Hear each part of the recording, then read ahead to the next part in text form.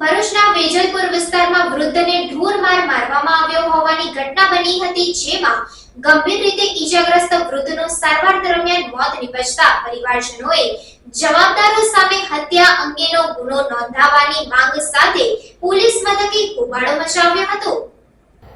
ભરૂચના વેજલપુર પારસીવાડ વિસ્તારમાં ગત તારીખ 19મીના રોજ મારામારીની ઘટના બની હતી, જેમાં 67 વર્ષીય વૃદ્ધ કાંતિભાઈ મિસ્ત્રીને ઢોરમાર મારવામાં આવ્યો હતો। આ બનાવના સીસીટીવી ફૂટેજ પણ બહાર આવ્યા હતા। આ ઘટનામાં વૃદ્ધને ગંભીર ઈજા પહોંચતા તેમણે સારવાર અર્થે પ્રથમ ભરૂચ સિવિલ હોસ્પિટલ અને ત્યારબાદ સેવાશ્રમ હોસ્પિટલમાં સારવાર અર્થે ખસેડવામાં આવ્યા હતા, જ્યાં તેઓનું સારવાર દરમિયાન મોત નીપજ્યું હતું। ત્યારે ગત રાત્રિએ મૃતકના સંબંધીઓ અને પરિવારજનોએ બી ડિવિઝન પોલીસ મથક ખાતે હોબાળો મચાવ્યો હતો। આ અંગે પરિવારજનોના જણાવ્યા અનુસાર શૈલેષ મિસ્ત્રી, અમિત મિસ્ત્રી અને લક્ષ્મી મિસ્ત્રીએ ભેગા મળી વૃદ્ધને ઢોરમાર માર્યો હતો, જેમાં વૃદ્ધનું મોત નીપજ્યું હતું। આથી જવાબદારો સામે હત્યા અંગેની કલમો ઉમેરો કરવાની માંગ કરવામાં આવી છે। અત્રે ઉલ્લેખનીય છે કે પતિ પત્નીના ઝઘડામાં પત્નીના 2 ભાઈઓ દ્વારા હુમલો કરવામાં આવ્યો હોવાનું બહાર આવ્યું છે। મારામારીની અંદર ત્રણ જણ હતા। શૈલેષ શંકર મિસ્ત્રી, અમિત શંકર મિસ્ત્રી અને લક્ષ્મી રોહિતભાઈ મિસ્ત્રી। બીજું કે આ મારા પપ્પાનું અત્યારે મૃત્યુ થઈ ગયું છે।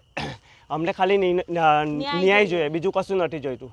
ન્યાય આપો, બસ એ જોઈએ છે, બીજું કશું નહીં। અત્યારે પણ એ લોકો ઘરે છે નથી, એની શોધ કરવા જતા નથી। પોલીસ સ્ટેશનમાં અમે લોકો ગયા છે।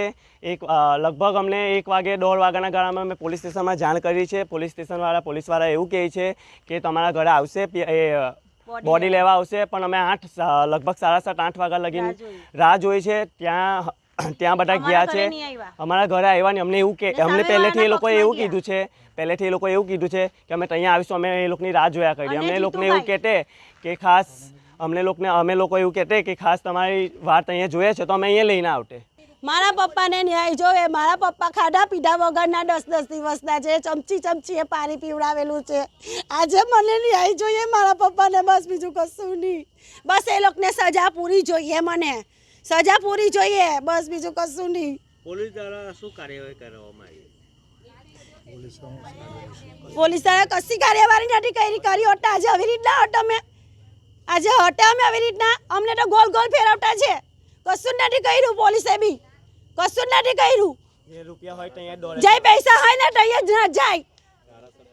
ધારાસભ્ય બી અમારા કઈ મિસ્ત્રી છે પણ કઈ કામના નથી। ધારાસભ્ય જોઈને ગયા રસ્તા પર, તો કેમ મિસ્ત્રી ધારાસભ્ય આથી રહીને ગયા તો તમે શું કામ આવી ઊભા રહ્યા? એવું નહોતું પૂછ્યું અમને। ઊભા નથી રહ્યા કેમ? તમારો ફરજ નથી? ધારાસભ્ય તમે બીજા બી હટે, કોઈ બીજું બી તો આવજો અમારી ભેગા હટે, પણ આ તો જોઈને જતા રહ્યા।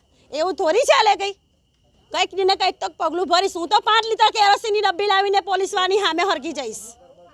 મને પૂરો ન્યાય જોઈએ। બધા પોલીસવાળાનું હું વિડીયો ઉતારીશ। ગાયત્રી વિદ્યા વિહાર આશ્રમ શાળા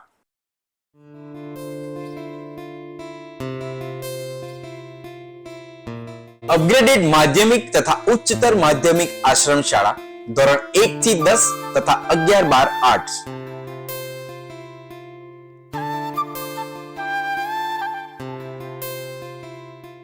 આશ્રમ શાળામાં ફક્ત આદિજાતિના વિદ્યાર્થી ભાઈ બહેનોને જ પ્રવેશ આપવામાં આવશે।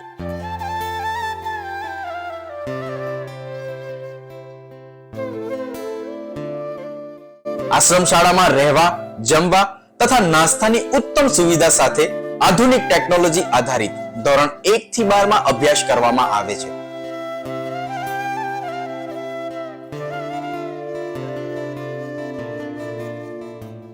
ગાયત્રી આશ્રમ શાળાથી દેડિયાપાડા, નર્મદા જિલ્લા સુધી વર્ષમાં 5 વાર ટ્રાન્સપોર્ટેશન પણ આપવામાં આવે છે।